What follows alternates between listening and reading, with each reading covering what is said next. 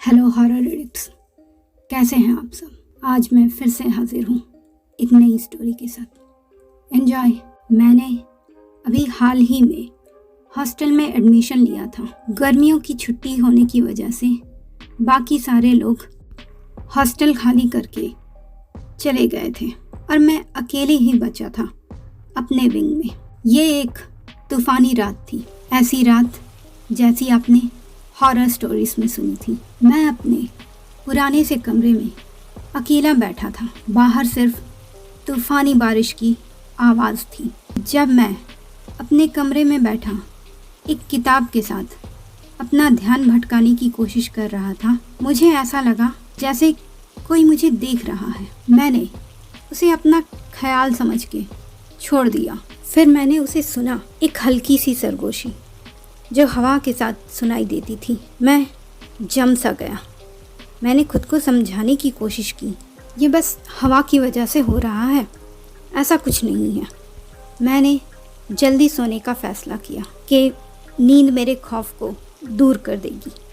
लेकिन जब मैं बिस्तर पर लेटा छत को घूर रहा था, सरगोशी वापस आ गई। मैं उठकर बैठ गया। मेरा दिल धड़कने लगा।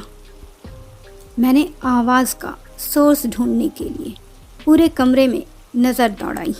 तब मैंने उसे देखा। काला साया कमरे के एक कोने में खड़ा था। उसकी आंखें अंधेरे में चमक रही थी। मैं चीखना चाहता था, मैं भागना चाहता था, पर मैं जैसे पत्थर हो गया था।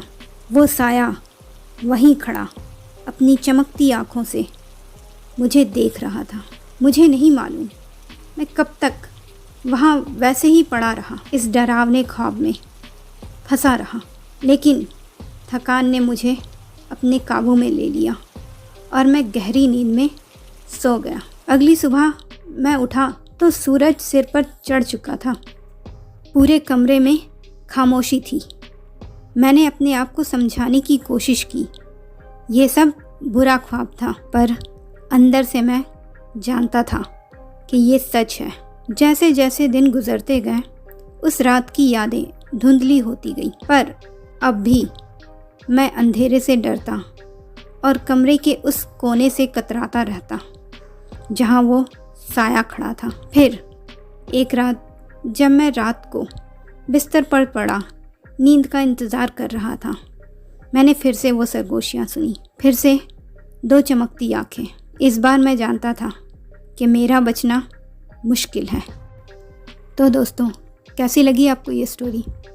अपनी राय कमेंट बॉक्स में ज़रूर दीजिएगा। धन्यवाद।